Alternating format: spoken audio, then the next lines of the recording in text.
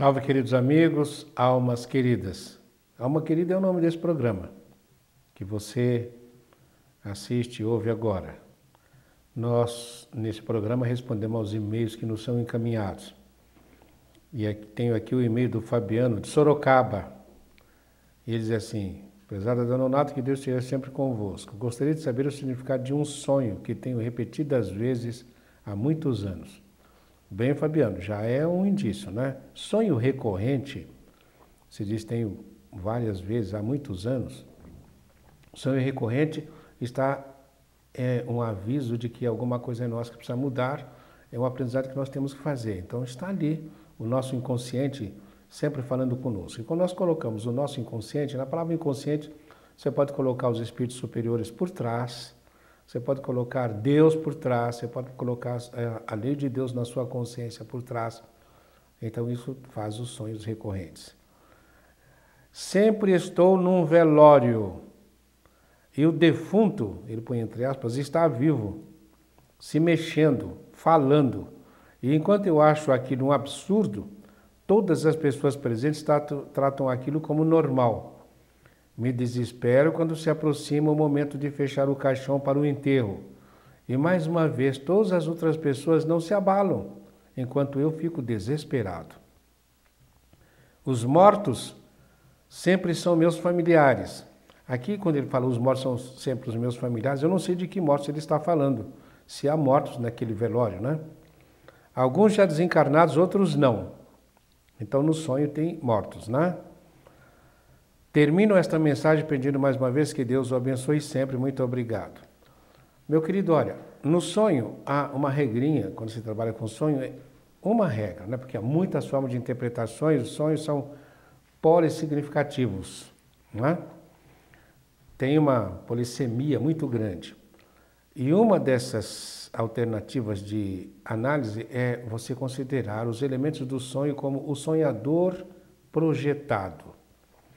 Então, meu querido Fabiano, o defunto é você. Os parentes são você. Na realidade, como nós aprendemos na doutrina espírita e na doutrina espiritualista de uma maneira geral, nós somos um. Há uma unidade, uma solidariedade entre os seres humanos. E a lei de Deus na nossa consciência nos diz constantemente o que aqui em nós tem que morrer, Fabiano. Então, o defunto é você, o defunto sou eu, o defunto são as pessoas que estão aqui também nos ajudando nesse programa. Somos todos nós que temos todos os dias que estarmos morrendo em alguma coisa, para alguma coisa nascer.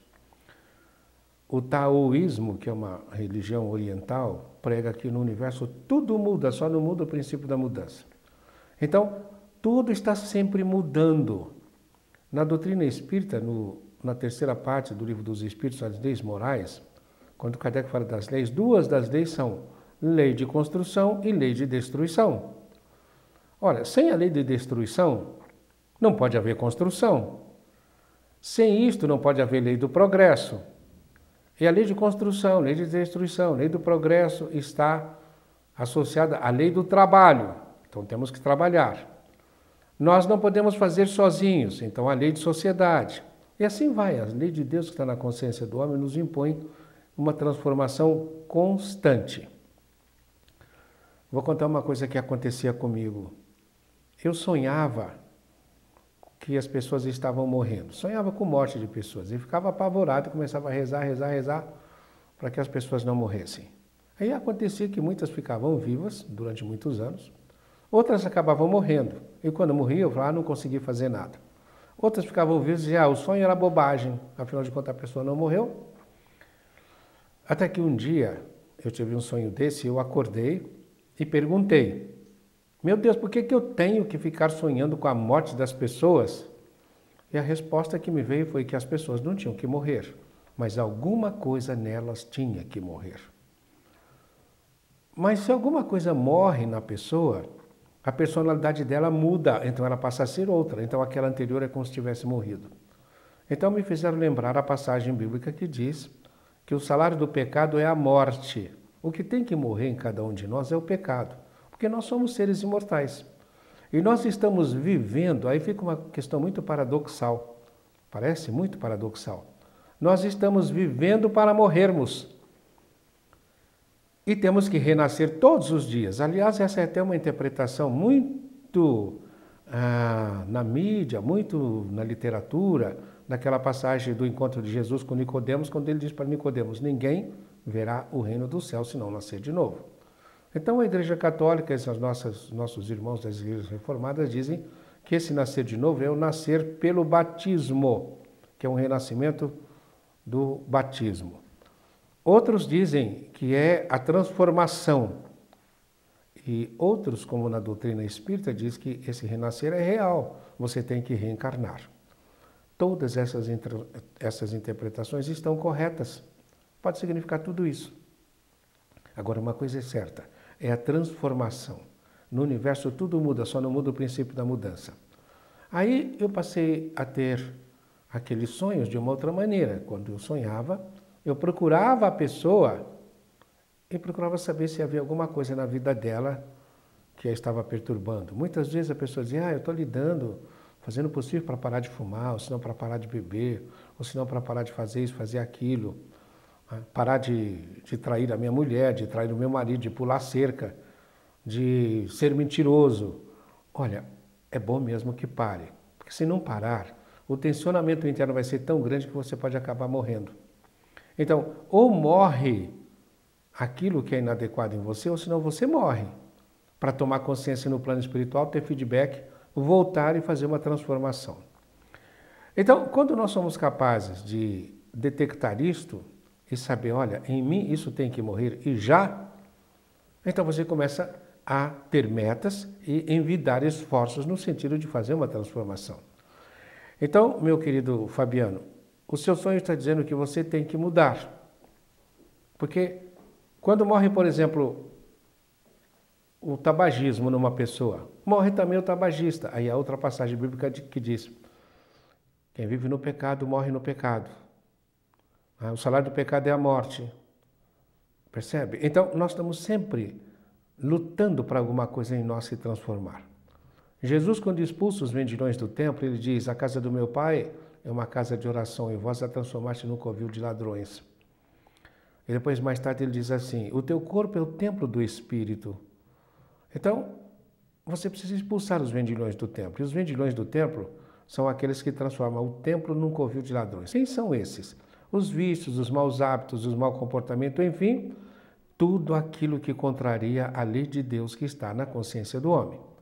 Quando nós formos capazes de fazer isto, então nós não precisamos ficar tendo sonhos de morte. Aconteceu comigo que eu mudei completamente. Hoje já não sonho mais, porque também o tempo passa, a idade chega, eu fiquei muito mais sensível.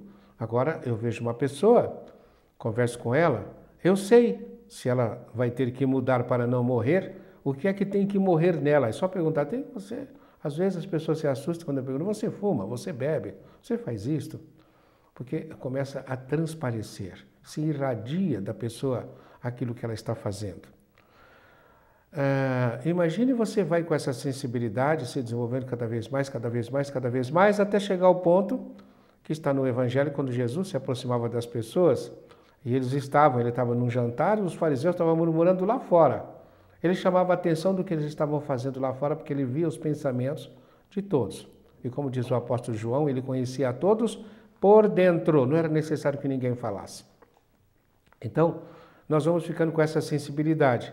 E a sensibilidade não significa nada de você ser um ser especial, porque isso até os animais têm, essa sensibilidade de adivinhar a vibração das pessoas, de se sentir em relação à vibração das pessoas e reagir a estas vibrações. Então, o que você precisa levar em consideração, Fabiano, é que algo em você deve morrer. Provavelmente, você que acha que existe um defunto em você, você gostaria até que fosse defunto, e que algo devesse morrer em você para ser enterrado. Mas o que acontece? Está sendo difícil para você abrir mão, porque na hora de fechar o caixão, você fica apavorado. E com você ficam apavorados todos aqueles que te cercam. Mas alguns não. E você veja, aqueles que te cercam no seu e-mail, mesmo que tenha sido por um erro, em psicanálise nós chamamos isso de lapsus linguae, ou seja, um lapso, mesmo que tenha sido um lapso, eles são extremamente significativos. Você fala, os meus familiares encarnados e desencarnados são os meus familiares, são encarnados e desencarnados. No texto do e-mail antes você não fala nada disso. Então nós temos que deduzir que no seu sonho também há os seus familiares, encarnados e desencarnados. E pela redação do e-mail, dentro da técnica de interpretação de sonhos, e a maneira como você fez, os encarnados e desencarnados estão presentes desde o começo. E também os encarnados e desencarnados fazem parte de um grupo que se desespera com o fechamento do caixão, ou senão que nem dá bola para o fechamento do caixão, que é o outro grupo. Significa que em você há muitas representações que não querem abrir mão desta vida que você tem. Não quer fechar o caixão. Ou seja, alguma coisa em você que está muito difícil de ser enterrada, de ser deixada para trás. E o Paulo diz assim, transformai-vos, tá? Não vivam conforme o mundo, mas transformai-vos pela renovação da vossa mente. Você tem que se transformar. Para quê? Para você saber qual é a boa, perfeita e agradável vontade de Deus para você nessa circunstância. Então, é a vontade de Deus que deve prevalecer. Se você ficar se perguntando, Senhor, o que queres que eu faça, o que quer que eu faça, o que quer que eu faça, provavelmente você vai ter um sonho que você vai estar fechando o caixão com alegria e vai deixar que aquilo vá embora. Porque você agora tem coisas novas para fazer no futuro. Aqui tem o outro e-mail, esse é da Sônia Leite. Nossa, alô Sorocaba, aquele abraço a todos, né? Porque o Fabiano é de Sorocaba, a Sônia Leite é de Sorocaba, e ela diz assim, gostaria de receber a mensagem que o senhor Adão Nonato falou para ouvintes na sexta-feira. As 5 linguagens do amor, já procurei na internet, mas não consigo encontrar. Como faço para adquirir? Não foi mensagem, minha filha, eu só falei. Por favor, aguarde sua resposta. Obrigada, Sônia. Sônia, 5 linguagens do amor. Tá? Nós provavelmente não vamos ter chance de falar tudo nesse bloco, nesse primeiro bloco, mas nós vamos começar. Se não conseguirmos, voltaremos para falar depois. Quando eu falei das 5 linguagens do amor, é o seguinte. Se eu chego para você e digo assim, Sônia, minha querida, como você é linda, maravilhosa, você é tão bonita, é tão inteligente, eu estou te elogiando. E eu digo mais, e eu te amo tanto, tanto, tanto. E você me responde, ama nada. Você fica me elogiando, mas você não faz nada para mim. Você nem se importa que eu fique trabalhando, você nem uma louça lava para mim. Não põe nem um copo d'água nas plantas. Significa, eu chego com uma linguagem que é a do elogio e você vem com outra linguagem que é a do serviço. Algumas pessoas só se sentem amadas quando alguém faz alguma coisa por elas.